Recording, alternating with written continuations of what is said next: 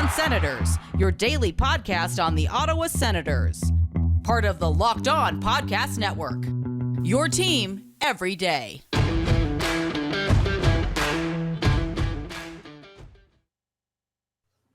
Welcome inside episode 415 of the Locked On Senators podcast. I'm Ross Levitan in the heat of the desert in Paradise Valley alongside Brandon Pillar up in the Blue Mountains, and the Sens scored first but lost the game 2-1. However, if we're looking at positives, it sounds like Shane Pinto has avoided a major injury that happened early on. A Sens Central bump nearly turned into a Sens Central get bumped. However, great news on that front. Wasn't at practice today, will miss tomorrow's game, but might not be out for much longer. Of course, you can follow us on Twitter at Sens Central. We'll let you know when we hear anything on that front. But today's show is going to be a full recap of yesterday's game, as well as a tee-up of the New York Rangers. What are they up to start the season? And, of course, we get back into the Belleville Senators. They've been off since last Saturday. Feels like a lifetime, but is there a chance for Erik Branstrom, Lassie Thompson, Jacob Bernard-Docker? The Sens have defensemen in the wings, but with the way they played Thomas Chabot last night, they could use an offensive defenseman sooner rather than later. Speaking of which, they could also use some top nine scoring help. Chris Johnston touched on that on Insider Trading. We'll give our takes on who would be available for the Ottawa Senators. All that and more. This is the Locked On Senators podcast, your team every day.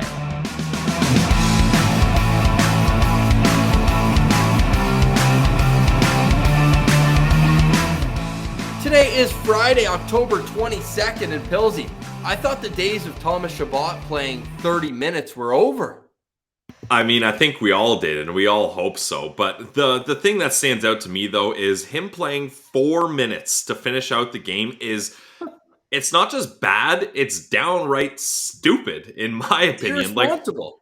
Like, 4 straight minutes. Like, there is no, like, the only excuse I will allow that is if there's injury trouble in the back end, which there wasn't, or if this is a game 7 or Stanley Cup final type situation, which last I checked, we're in game 4 of the regular season here. So I really don't understand that. And just a couple shifts before that, Ross, I was looking at a shift chart. He did a 3-minute shift. Like, any shift over even a minute and a half really is not really okay. And there's a serious problem if you're getting guys stuck out there for more than a minute and a half. Like, really, a shift should be 45 to maybe a minute 10. That's what you're aiming for. If you're getting up to 4 minutes a shift for a guy, there's some serious issues, and that's a team problem. That's a coaching problem. There's so much more than just a weak decor there. There's a big issue if a guy needs to play 4 straight minutes. Hilsey, this was touched on as well in the preseason. He took responsibility for it. Like, I'm pulling up the quote right now, courtesy of TSN 1200. DJ Smith, quote, "Chabot is a complete team first guy. When he is playing his best, he is playing 24 to 25 minutes per game. When we play him too much, that's when he makes his biggest mistakes. I'll take blame for that." It's game 4. Yeah, it's game 4. And if you're watching on YouTube, I just pulled up, actually, I'm going to get it a little bit more cropped out. I have his shift chart here, and it is absolutely insane, Pilsy. Look, like, every single one of his shifts in the third period, except he had a 7-second shift. Wow. And then he was on the ice right again afterwards. Outside of that 7-second shift, a minute 11, a minute 16, a minute 08, 3:04, a minute 12, a minute 2, 4:06. That's ridiculous. Yeah, he played a good chunk of that third period. And yeah, you mentioned it. DJ Smith said only 13:06 out of 20. Yeah, like, that's crazy. Like, and DJ Smith said he's got to get the reins pulled in on that. And it hasn't happened. Only Darnell Nurse averages more time on ice per game in the entire league. Thomas Chabot is 12th in total time on ice in the league. And most of the guys ahead of him have played 5 games instead of 4. So, like, the fact of the matter that he's still being relied upon and needed to do this is just crazy. Yeah, I've pulled it up right now. Lots of numbers, I know, if you're watching, but the bottom ones really tell the tale with the average shift length. In the first period, his shifts averaged 45 seconds. That's great. Let's keep it around that? No. Second period averages 55 seconds. As a number one defenseman, I'm cool with that. Anything under a minute is great. But when you're averaging a minute and 38 seconds per shift, it's absolutely irresponsible for the coach. But how much of this is it an organizational issue, especially with the 6 defensemen that were dressed last night? You have to know that there are games where you're going to be chasing from behind. And in those games, you're gonna play Del Zotto less. You're gonna play Josh Brown less. These are guys who aren't gonna help you offensively. So where is Victor Mete? Where is Erik Branstrom? That is what these guys are known for. This is their calling card, being able to break pucks up ice and create offensive opportunity. That's not to say the Sens didn't control the play in the third period, because I have to say they deserve to win that game. Yep. Even though the score's 2-1. James Reimer, we mentioned, this guy's now 16-3-2 lifetime against the Senators. Thank God he's out west now. I don't know what the juju is with that or what, but Pilsy, how much would it have helped with another offensive-minded defenseman in the lineup? Yeah, it would have been great. And it seems like DJ Smith is kind of figuring that out, as Mete has now been brought into the lineup in exchange for Uncle Deli. So Mete hopefully can help out there, but I wasn't that excited when I saw Mete inserted into the lineup beside Zaitsev again, because that pairing has been terrible. And I mean, Zaitsev, again, hate to harp on the guy, but he was on the ice for both goals once again for the Senators here. So clearly it's a breakdown with that second pairing, and not being able to rely on your second pairing.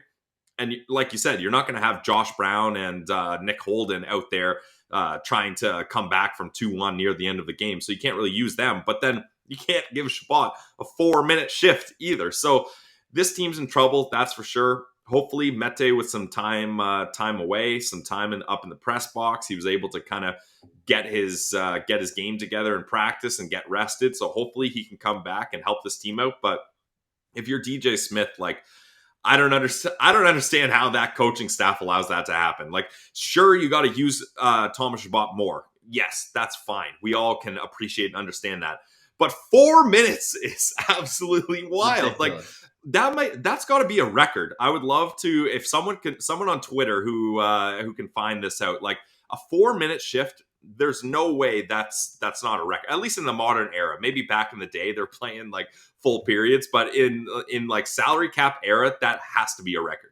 Well, I was at the game in Tampa Bay a few years ago where Erik Karlsson played the most minutes of any player in NHL history outside of an overtime game. Right. I think he played 39 or 40 minutes in that game, if I'm not mistaken. So how do you think he's feeling on the other side of the ice in last night's game? I believe he was right around 20 minutes. Yep. He's probably like, oh my God, I'm getting flashbacks where I'm just getting run into the ground. Like Thomas Chabot, he's been doing this forever. Let's remind everyone that. Like somebody commented on a tweet saying that I used to call his junior games and there were nights where he plays 40. His cardio is outstanding. That's not the point. Yeah. You want to keep him fresh. He is your franchise defenseman. Stop running him into the ground. Like, you're not going to be up 3-0 like they were in the first game of the season. But remember, after we commented how nice it was that the ice time was so evenly distributed between the 6 defensemen. I get that that's not going to be the case all the time, but holy, give the kid a break right now. And as I pull it up, Erik Karlsson played 20 minutes and 8 seconds. For me, in a game where they're chasing, Chabot's cap should be 28-30. I don't want to see it any higher than that. So. Yeah, I would agree. And that's the thing. Like, we're not saying Chabot isn't capable. We know and have seen that he is capable of this. And sometimes he even plays better when he plays more. Like, sometimes some defensemen, they need to get into the groove of things, and that's fine. But imagine Thomas Chabot gets hurt on that play. Game 4, you're putting him out for 4 minutes and he's tired and he slips up and he twists an ankle or just some, like, it could be a non-contact play, just something that happens because of fatigue. Then what are you looking at? You're like, oh, well, good thing we risked playing him 4 straight minutes in Game 4 against the Sharks and now he's out for a couple weeks. Like, you can't have that. And he did have injury problems is a stretch, but he did have injuries last season. So, like, it's not unprecedented that he has had some wear and tear on his body, even though normally he's okay with it. So that's definitely something we got to look at. But I think we're bearing the lead here because talking about injuries, there was a significant one last night. And we'll get to that right after a word from our friends at BetOnline. BetOnline is the #1 sportsbook of the Locked On Podcast Network, and for good reason. You can bet on absolutely everything there. Game props, player props, team totals, and you can also get the money line that I'm sure Pilsy's going to go right back to in his parlay of the day. We're getting back to it, Pilsy. You finally won your first bet last night, so we're trusting you again. Don't let us down. But for you to get in there and either fade Pilsy or ride with him, use promo code Locked On, and you'll get a 50% welcome bonus on your first deposit. That's promo code Locked On for a 50% welcome bonus. Pilsy, hit him with that parlay of the day. Yeah, I did win a bet finally. It wasn't a parlay, it was a prop. Shout out to Steve on Sens, who reminded everyone to bet on Kotkaniemi to score against the Habs. That helped me out, and I cashed in a couple shekels there. So a little bounce back there is nice, but it's Pilsy's parlay of the day. So let's see if we can get the parlays going again. I'm going for some big bucks here, Ross. Like the little ones that only win $20 and I lose by 1 goal. I got to make up some ground here. So we're looking at the Edmonton Oilers up against the Vegas Golden Knights. I'm taking the Oilers money line. That Vegas Golden Knights team is so damn injured. It's crazy. No Stone, no Pacioretty, no Tuck. And I think there's one more injury and no Alec Martinez. So that's a weak lineup. So I'm taking the Oilers there. Then the LA Kings, they only lost 2-1 to Nashville in my last parlay. I don't think the Dallas Stars are actually that good, especially without Klingberg and no Robertson. They're crazy good left winger rookie from last year. So I'm taking the Kings money line. Edmonton Oilers money line with the Kings money line. Put $10 in, guys, and we're going to win $40.50. That is a big winning. That is Pilsy's parlay of the day. Don't sit on the sidelines anymore. Get into the action, and don't forget the promo code Locked On to get a 50% welcome bonus on your first deposit. It's BetOnline, your online sportsbook experts.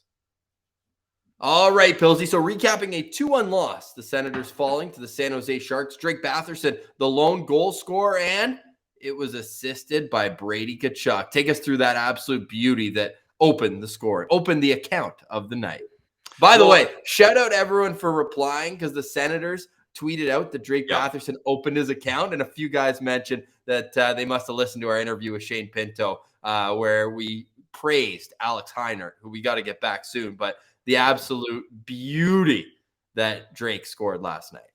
Yeah, I mean, and shout out to the Sens players here. That was like 3 bank passes there. Like Chabot banked it off the boards. Yeah, so a game of snooker going on here. Chabot banks it up to Zub. Zub banks it up to Brady. Brady banks it up to Batherson. And Batherson had a nice banks it off a Reimer. Yeah, true. Yeah, it wasn't a clean shot. But Batherson and Norris had a 2-on-1 there. But this is the beauty of having 2 guys like Batherson and Norris together. Both are dual threat options. So what the San Jose Sharks decided to do, and it was the right play in my opinion, both defensemen covered the pass heavily. Because if that pass gets over to Josh Norris, you're done. That's an automatic goal. I'm confident in saying that. So they block the pass. Batherson says, all right, sorry, Josh, I can't get this one over to you. So he sneaks it past Reimer himself. A beauty goal for Drake Batherson. Oh, it was absolutely sick. So good on Drake getting his first of the year. The floodgates will open. If we're looking at the Corsi numbers, which you and I, advanced stats guys, for sure. That's us. But that line absolutely dominated in terms of the whole team did production. Overall. Like the Corsi numbers weren't even really that close, and it showed like on the ice. Like the chances were in Ottawa's favor for sure. Again, Corsi being 5-on-5 shot attempts, and when Norris, Brady, and Drake were out on the ice, it was 13 and a half minutes. The Senators had 19 shots on goal and only allowed 7. And you look at that, scoring chances for 8-2 as well. So, hey, that line picked up right where they left off last year, and that is a good sign. How about Timmy? We'll get to that right after we discuss Shane Pinto, because, man, that was tough to see. No problem with the hit either. Like, he just caught him at the worst time, off balance, and it's just that awkward area. It's that 3 feet from the boards.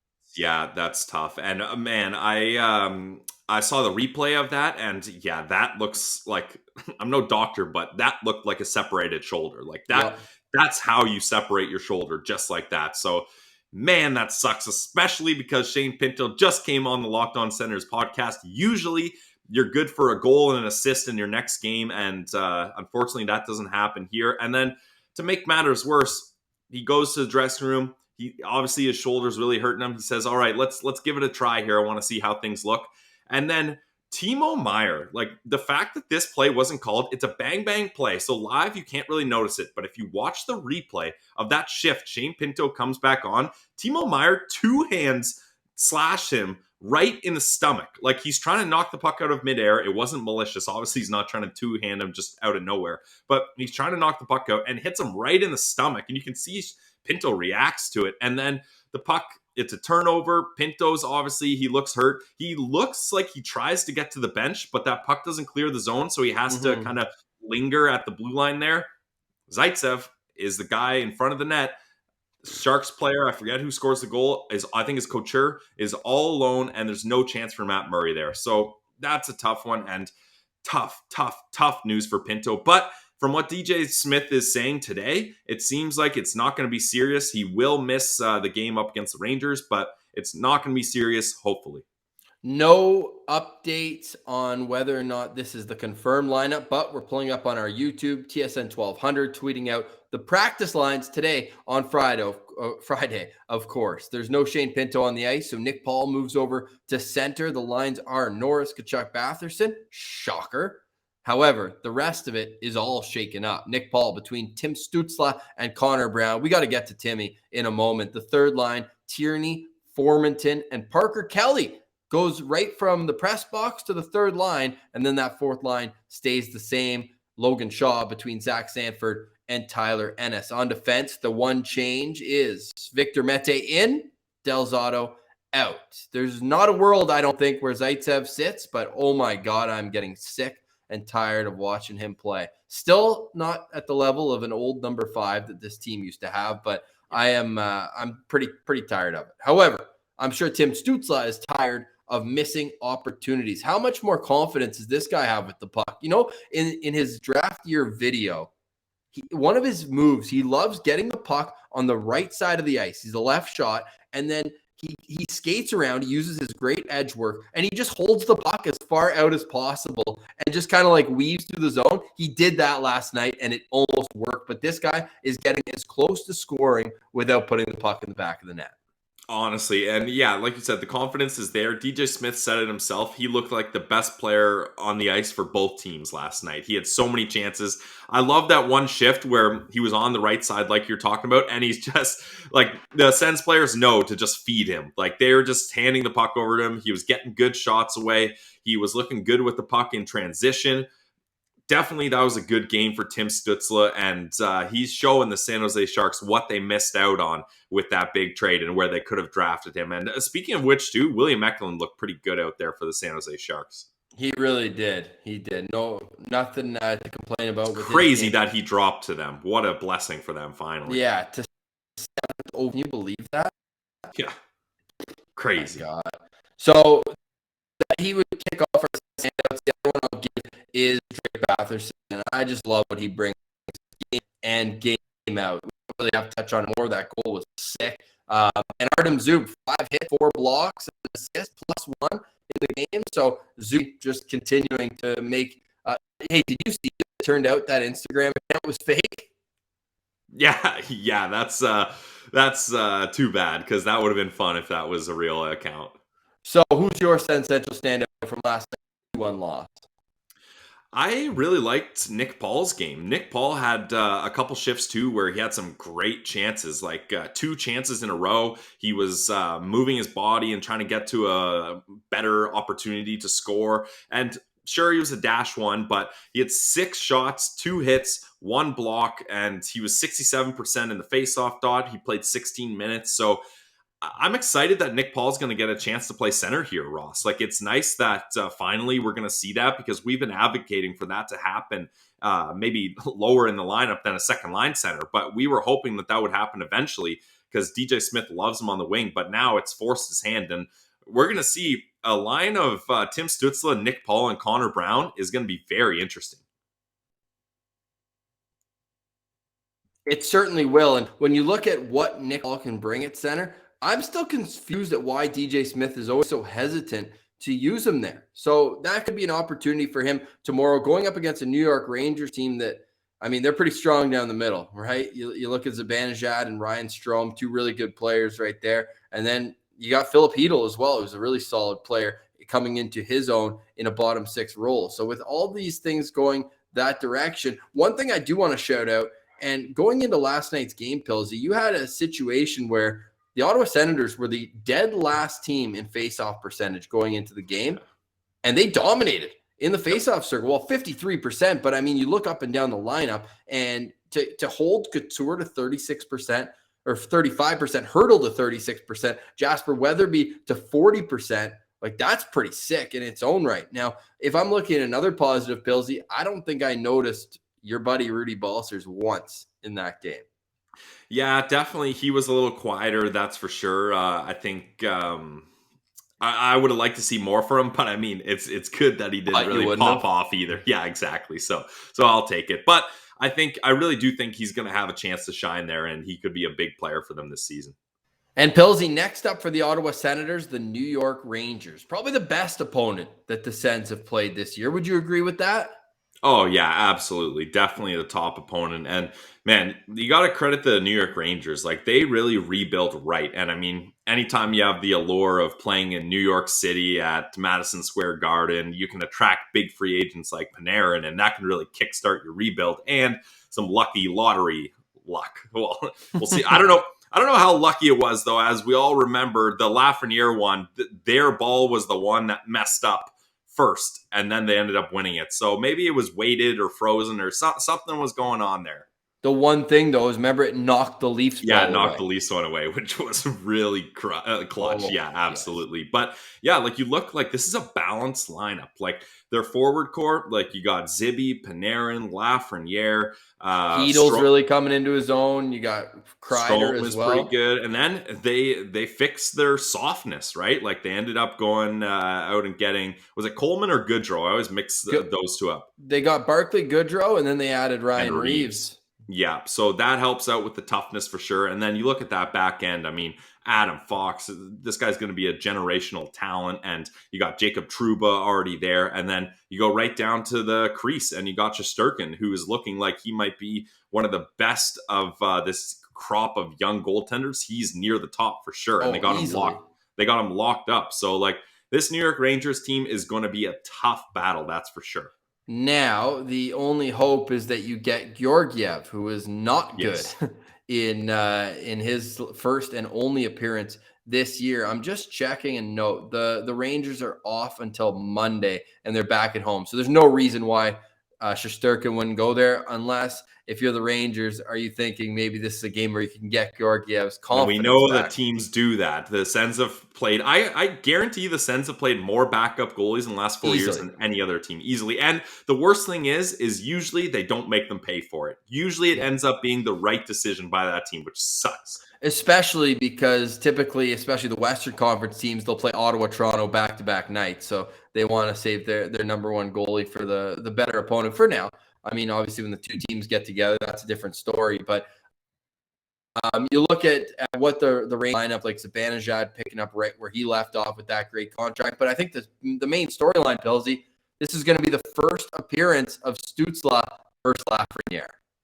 Yeah, and that's going to be interesting because Lafreniere, of course, goes first overall. Stützle goes third. And Timmy Stützle ends up being a much more impactful player for his team than Lafreniere was. That's for sure. Now, obviously, you can say that, sure, it's easier to have an impact on a lesser talented team. But, man, don't take anything away from Timmy. That rookie season he had last year for a guy who turned 19 on the opening day of the season is pretty incredible what he was able to accomplish. And I would say he's further along than Lafreniere as of now. So definitely that's going to be a matchup that's going to be interesting to watch. Wouldn't it be a good time for Timmy to break out of this funk that he's in, especially on home ice? 1 goal in 29 home games for Timmy, and you wouldn't say that that's even realistic based on how well he has played, especially this year. So lots to get excited about. Again, the game's tomorrow, 1 p.m. Eastern. So follow us on Twitter at Send Central for up-to-the-minute stats, news, analysis, all that great stuff. And please subscribe to our YouTube. We are so close. We're at 935, so close to 1,000 subscribers, and that is a big milestone for us. Pilsy, do you want to take us away with a word from Built Bar before we touch on the Belleville Senators? And could a trade be coming soon for Ottawa? Yeah, let's talk about Built Bar. I mean, I tell you guys all the time, I love these protein bars. I had one yesterday. This is arguably one of the GOAT flavors, and I'll profile this, is the coconut brownie chunk flavor. That's the flavor that was delivered to my door. Surprise to me. It was a nice surprise to wake up to, and I had to dig into one of those, and I suggest you guys too. Built Bar are the protein bar that tastes like candy bars. They're great for the health-conscious guy or girl. They're low in sugar, low in calorie, but high in protein and high in fiber. You got to try all these amazing flavors. They're soft. They're easy to chew. The texture is one of my favorite parts about them.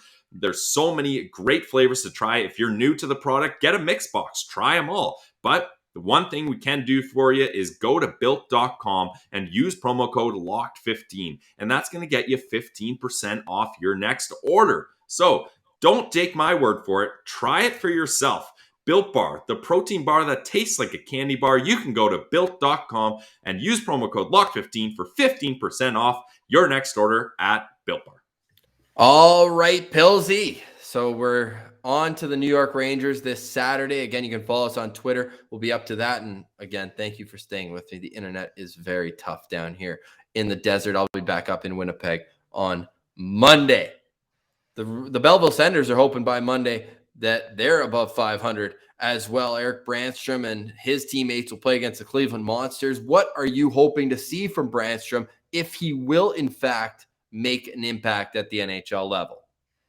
Yeah, I mean, Branstrom's got to get going here. I mean, it's starting to remind me of the Logan Brown era of last year, right? Where it's like, oh, we're only going to send him down for a couple games. Once he dominates, we're going to bring him right back up. Like, that's kind of the vibes I'm getting here. But Branstrom hasn't dominated, similar to how Logan Brown didn't dominate. And what I'm expecting for him in this game, Ross, is he doesn't have to play lights out. He doesn't need to be the best player on the ice, but he can't have another bad game. Like, he just needs to focus on making smart plays, not trying to do too much. Like that game in Laval, it really seemed like he was trying to force offense. He was leaving the zone before the puck was. He was pushing passes that were not going to make it. He was just trying to do too much. So he's got to dial things back, play a smart, responsible game, because we all know he can move the puck. So he doesn't need to force moving the puck. We need to see him defend well. We need to see him not cause turnovers. It's all those little things that he needs to do better in Belleville before he's even going to get a chance to try to prove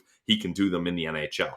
Well, not only will Pierre Dorion be watching him, but other GMs around the National Hockey League. Elliot Friedman reporting on 32 Thoughts. The teams are calling on Erik Branstrom, and why wouldn't they? Seeing a player of his pedigree playing down in the AHL. Chicago, long rumored, right? Dylan Strome, and the parallels, actually, when you really dive in, we could do a full episode on it with Erik Branstrom, David Rundblad. And I'm not saying that the comparables are there, but both Arizona third overall picks, Kyle Turris and Dylan Strome, both guys who couldn't figure it out at the time. And now Ottawa with Shane Pinto out, we don't know for how long, could be in the market for a center. Would that be a trade that would interest you, or would you try to avoid moving Branstrom? Definitely, I'm not ready to move Branstrom yet, but like eventually it's just not going to work out. I think the Branstrom clock really starts ticking. Like I would say the timer starts. You can hit that button the second Sanderson arrives. Then the pressure's on. The clock is on because now they've filled that roster spot of a second pair left shot defenseman. So Branstrom, what? Is he then fighting for a third left shot spot? Is he fighting to play on the right side with DJ Smith where he doesn't want to be? So once Sanderson starts getting here, then you can really start seeing the clock tick.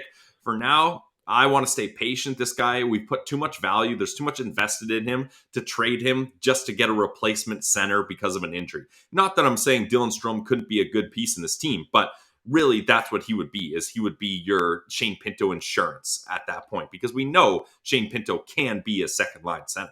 Sounds like the Chicago Blackhawks are hoping for a first-round pick in exchange for Dylan Strome. The Senators, of course, have 2 seconds and 3/3 in this upcoming draft. So maybe a second and a third. I think I would be happy with that as long as it's mostly picks, maybe prospects. But again, Chris Johnston really flamed the fire by saying it's not necessarily a center that the Sens are after.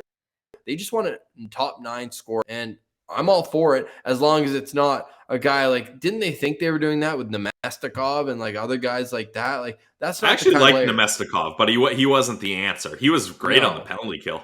Yeah, he really was. But at the same time, you know what I mean? Like that's not the kind of impact move that would push a team over the top. So I'm really curious to see what Pierre Dorion does because this team's 500 now. They're treading water, but there are so many flaws with how it's built in the back end, especially. So why are you focusing on getting a centerman or a winger when it's like the decor is the reason why the puck's been kind of flying around the zone at times? Now, the San Jose game aside, but holy man, like you're looking at the two, like Nick Holden's been solid, but again, he's not going to be an offensive threat. He's like a steady stay-at-home presence. So I'm excited to see what happens because I'm sure that it's going to be controversial one way or another. The only other parallel I'm going to draw here between Rundblad and Branstrom, both were acquired for what ended up being like Rundblad was for a first-round pick at the time. It was on draft night when they were on the clock and they drafted Tarasenko. So Rundblad for Tarasenko, basically, Branstrom for Stone. You've given up a top 6 winger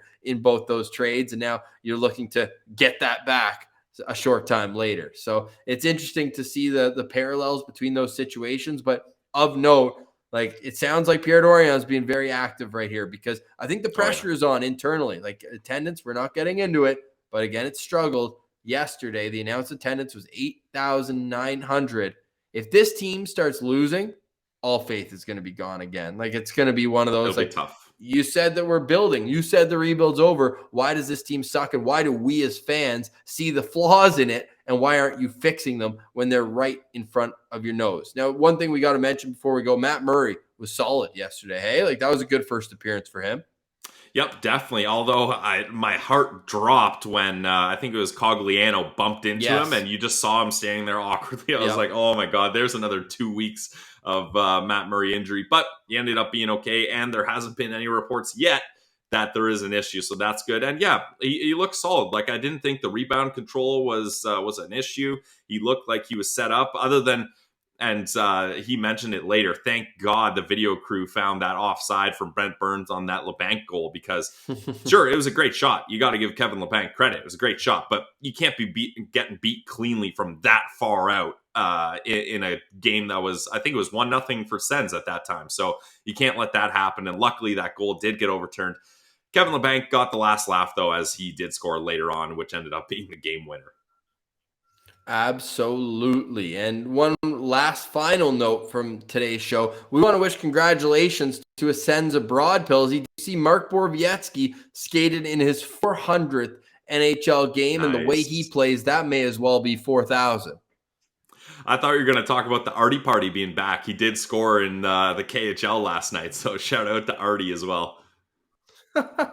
No, but hey, Boro for real though. Like that guy is a complete warrior. So good on him for making an impact again in Nashville, and we wish him all the best. We also wish everyone a great weekend. Again, thank you for sticking with us. Internet has not been our friend today. However, on Monday, we'll get right back into it. We'll have a game to break down. We'll have games to preview as next week, again, not the busiest week, but we've got some tricks up our sleeves. So stay tuned with us. Thanks so much for listening. For Brandon Pillar, I'm Ross Levitan. This has been the Locked On Senators podcast, your team